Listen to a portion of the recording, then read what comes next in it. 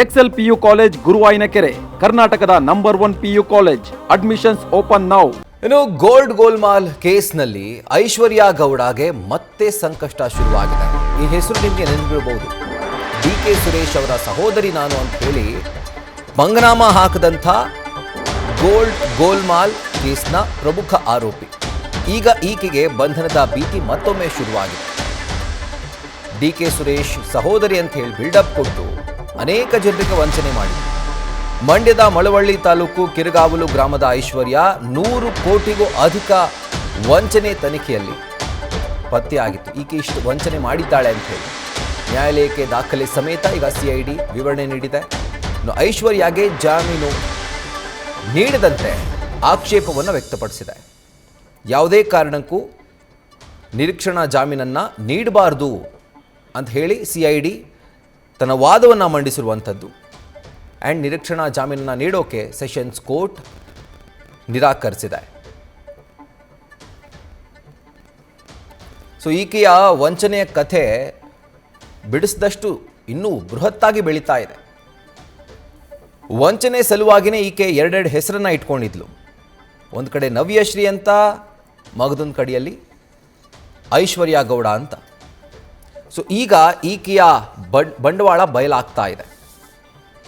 ಐಶ್ವರ್ಯ ಗೌಡ ಜೊತೆಗೆ ನವ್ಯಶ್ರೀ ಎರಡೆರಡು ಹೆಸರಿಟ್ಕೊಂಡು ಆ ಎರಡೆರಡು ಹೆಸರಿನಲ್ಲೇ ಎರಡೆರಡು ಪ್ಯಾನ್ ಕಾರ್ಡು ಮಾಡಿಸಿ, ಸೊ ಅದನ್ನು ಕೂಡ ಎಷ್ಟೊಂದು ಕಡೆ ಕೊಟ್ಟು ಈಕೆಯ ಹೆಸರು ಕೂಡ ರಿಜಿಸ್ಟರ್ ಆಗಿತ್ತು. ಎರಡರಲ್ಲೂ ತಂದೆ ಹೆಸರು, ಜನ್ಮ ದಿನಾಂಕ, ಬರ್ತ್ ಡೇಟ್ ಎಲ್ಲವನ್ನೂ ಕೂಡ ಪ್ರತ್ಯೇಕವಾಗಿ ಈಕೆ ನಮೂದು ಮಾಡಿದ್ದಾಳೆ. ಮರ್ಸಿಡೀಸ್ ಬೆನ್ಸ್, ಜಾಗ್ವಾರ್, ಔಡಿ ಕಾರ್ನಲ್ಲಿ ಈಕೆ ಓಡಾಡ್ತಾ ಐಷಾರಾಮಿ ಜೀವನವನ್ನು ನಡೆಸ್ತಾ ಇದ್ಲು. ಕಾರಲ್ಲಿದ್ದಂಥ ಹಳದಿ ಬೋರ್ಡನ್ನು ತೆಗೆದುಹಾಕಿ ವೈಟ್ ಬೋರ್ಡನ್ನು ಬಳಸಿ ಅಲ್ಲೂ ಕೂಡ ದೋಖ. ಗನ್ಮ್ಯಾನ್ ಜೊತೆಗೆ ಬಾಡಿಗಾರ್ಡ್ಗಳ ಭದ್ರತೆಯಲ್ಲಿ ಓಡಾಟ. ಸೊ ಈಕೆಯ ಐಷಾರಾಮಿ ಜೀವನ, ಈಕೆಯ ಗೋಲ್ಮಾಲ್ ಜೀವನ ಒಂದು ರೀತಿಯಾಗಿ ಎಷ್ಟು ಪೇಜ್ ತಿರುಗಿಸ್ತಿದ್ರು ಇನ್ನೂ ಹೋಗ್ತಾನೆ ಇರುತ್ತೆ. ಹೂವಿನ ಜೊತೆ ನಾರು ಕೂಡ ಸ್ವರ್ಗ ಸೇರಿತು ಅಂತ ಹೇಳ್ತಾರಲ್ಲ, ಹಾಗೆ ಈಕೆ ಜೊತೆ ಸೇರಿ ಪಾಪ ನಟ ಧರ್ಮ ಅವ್ರಿಗೂ ಕೂಡ ಒಂದು ಸಂಕಷ್ಟ ಎದುರಾಗಿದೆ. ಆದರೆ ಕೆಟ್ಟ ರೀತಿಯಲ್ಲಿ. ಇದೇ ಕೇಸ್ನಲ್ಲಿ ಮತ್ತೆ ಈಗ ಧರ್ಮ ಅವ್ರಿಗೂ ಕೂಡ ಸಂಕಷ್ಟ ಎದುರಾಗಿರುವಂಥದ್ದು. ಯಾಕಂದರೆ ಇವರು ಮಾಜಿ ಸಂಸದ ಡಿ.ಕೆ. ಸುರೇಶ್ ಅವರ ಹೆಸರನ್ನು ಬಳಸಿ ಅವರ ಧ್ವನಿಯಲ್ಲಿ ಇವರು ಇನ್ನೊಬ್ಬರ ಜೊತೆ ಮಾತನಾಡಿದರು.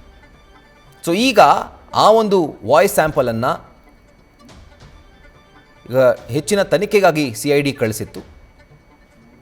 ವಾಯ್ಸ್ ಸ್ಯಾಂಪಲ್ ಸಂಗ್ರಹಕ್ಕೆ ಈಗ ಕೋರ್ಟ್ ಅನುಮತಿಯನ್ನು ಕೊಟ್ಟಿದೆ. ಅನುಮತಿ ಸಿಗ್ತಾ ಇದ್ದಂತೆ ವಾಯ್ಸನ್ನು ಪಡ್ಕೊಂಡು ಮತ್ತೆ FSLಗೆ ರವಾನೆ ಮಾಡಿ, ಸೊ ಅದು ಇವರು ಫೇಕ್ ಮಾಡಿ ಮಾತನಾಡಿದಂಥ ವಾಯ್ಸ್ ಅನ್ನೋದು ಖಾತ್ರಿ ಆಗುತ್ತೆ. ಸೊ ಆಗ ಇವ್ರಿಗೂ ಕೂಡ ಸಂಕಷ್ಟ ಕಟ್ಟಿಟ್ಟ ಬುತ್ತಿ. ಅಕಸ್ಮಾತ್ ಅಲ್ಲಿದ್ದಂಥ ವಾಯ್ಸ್ ಇವ್ರದೇ ಆಗಿದ್ರೆ.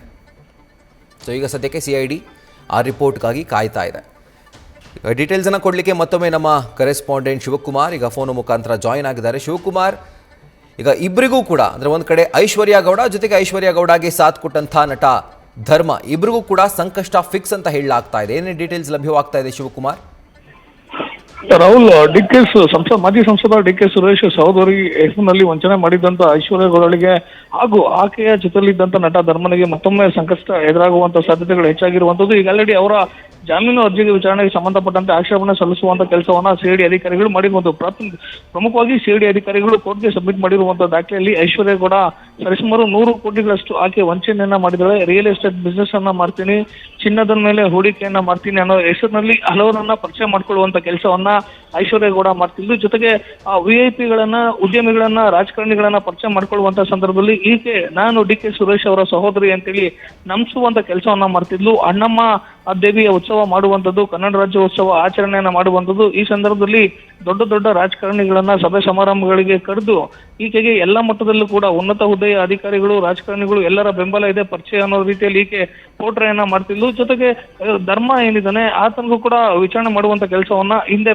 ಪೊಲೀಸ್ ಅಧಿಕಾರಿಗಳು ಮಾಡಿದ್ರು. ಆದ್ರೆ ಪ್ರಕರಣಕ್ಕೆ ಸಂಬಂಧಪಟ್ಟಂತೆ ಹಿಂದೆ ಕೆಲವರ ಬಳಿ ಡಿ.ಕೆ. ಸುರೇಶ್ ರೀತಿಯಲ್ಲಿ ನಟ ಧರ್ಮ ಮಾತನಾಡಿದ್ದಂತ ಆಡಿಯೋ ಸ್ಯಾಂಪಲ್ಗಳೇನಿರ್ತವೆ ಅವು ಕೂಡ ಹಿಂದೆ ಐಶ್ವರ್ಯಗೌಡ ವಿರುದ್ಧವಾಗಿ ರಾಜರಾಜೇಶ್ವರಿ ನಗರ ಚಂದ್ರಲೇಔಟ್ ಪೊಲೀಸ್ ಠಾಣೆಯಲ್ಲಿ ಪ್ರಕರಣ ದಾಖಲಾದಂತ ಸಂದರ್ಭದಲ್ಲಿ ನಟ ಧರ್ಮ ಡಿ.ಕೆ. ಸುರೇಶ್ ಅವರ ರೀತಿಯಲ್ಲಿ ಮಾತನಾಡಿದಂತ ಆಡಿಯೋಗಳು ಕೂಡ ವೈರಲ್ ಆಗಿತ್ತು. ಅಂದ್ರೆ ಐಶ್ವರ್ಯಗೌಡ ಪ್ರಭಾವಿಗಳಿಗೆ, ಉದ್ಯಮಿಗಳಿಗೆ ಆಕೆ ಒಂದ್ ಕಡೆ ಡಿ.ಕೆ. ಸುರೇಶ್ ಅವರ ಸಹೋದರಿ ಅಂತೇಳಿ ಪರಿಚಯ ಮಾಡ್ಕೊಂಡಂತ ಸಂದರ್ಭದಲ್ಲಿ ಉದ್ಯಮಿಗಳ ಬಳಿ ಬೇಕಾದ್ರೆ ನೀವು ನಮ್ಮ ಅಣ್ಣನ ಹತ್ರ ಮಾತನಾಡಿ ಅಂತೇಳಿ ಆಕೆ ಧರ್ಮನ ಕೈಗೆ ಫೋನ್ ಅನ್ನ ಕೊಟ್ಟು ನಟ ಧರ್ಮನಿಂದ ಡಿ.ಕೆ. ಸುರೇಶ್ ಅವರ ರೀತಿಯಲ್ಲಿ ಆತ ಮಾತನಾಡಿದಂತ ಆರೋಪ ಆತನ ಮೇಲಿತ್ತು. ಸದ್ಯ ನಟ ಧರ್ಮ ಏನಿದ್ದಾನೆ ಆತನ ವಾಯ್ಸ್ ಸ್ಯಾಂಪಲ್ ಅನ್ನ ಕಲೆಕ್ಟ್ ಮಾಡಿ FSRಗೆ ಕಳಿಸುವಂತ ಕೆಲಸವನ್ನ ಸಿಐಡಿ ತನಿಖಾಧಿಕಾರಿಗಳು ಮಾಡಿರುವಂತದ್ದು. ಹಿಂದೆ ಐಶ್ವರ್ಯಗೌಡ ವಿರುದ್ಧವಾಗಿ RR ನಗರ ಹಾಗೂ ಚಂದ್ರಲೇಔಟ್ ಪೊಲೀಸ್ ಠಾಣೆಯಲ್ಲಿ ಪ್ರಕರಣ ದಾಖಲಾದಂತ ಸಂದರ್ಭದಲ್ಲಿ ಪ್ರಕರಣವನ್ನ ಸಿಐಡಿಗೆ ಕೊಡುವಂತ ಕೆಲಸವನ್ನ ನಗರ ಪೊಲೀಸ್ ಕಮಿಷನರ್ ಮಾಡಿದ್ರು. ಸದ್ಯ ಪ್ರಕರಣದ ತನಿಖೆಯನ್ನು ಮುಂದುವರಿಸಿರುವಂತ ಸಿಐಡಿ ತನಿಖಾಧಿಕಾರಿಗಳು ಕೋರ್ಟ್ಗೆ ಐಶ್ವರ್ಯಗೌಡ ಹಾಗೂ ನಟ ಧರ್ಮ ಜಾಮೀನು ಅರ್ಜಿ ವಿಚಾರಕ್ಕೆ ಸಂಬಂಧಪಟ್ಟಂತೆ ಆಕ್ಷೇಪಣೆಯನ್ನು ಸಲ್ಲಿಸಿರುವಂತದ್ದು. Rahul. Right Shivakumar, thank you ಡೀಟೇಲ್ಸ್ಗೆ. ನ್ಯೂಸ್ ಫಸ್ಟ್ ನಿರ್ಭೀತಿಯಿಂದ ನಿಮ್ಮ ಪರವಾಗಿ.